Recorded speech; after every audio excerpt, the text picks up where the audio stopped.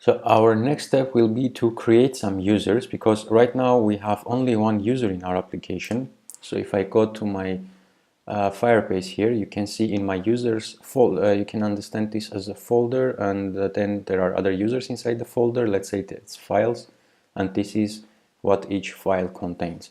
So we have only one user here and only one user registered. In order to play with our chat, we are going to register 4 or 5 users.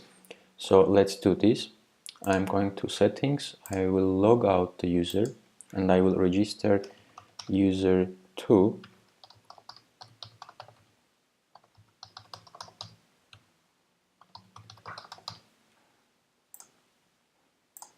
And name, let's call this, I don't know, Andy.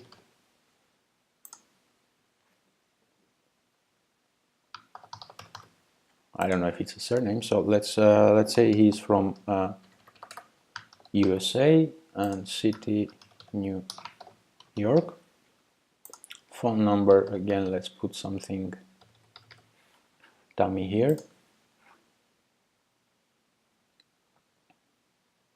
So I registered this user as well. If I was going to refresh here, we will see another user too.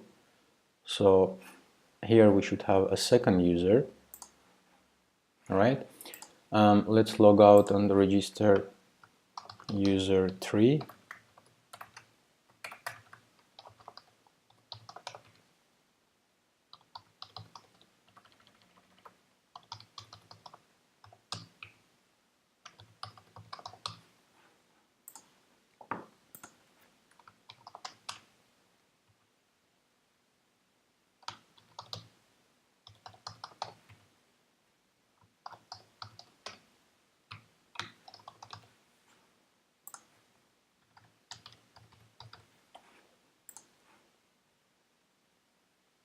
All right, so we have the third one, and let's log out and do one more user.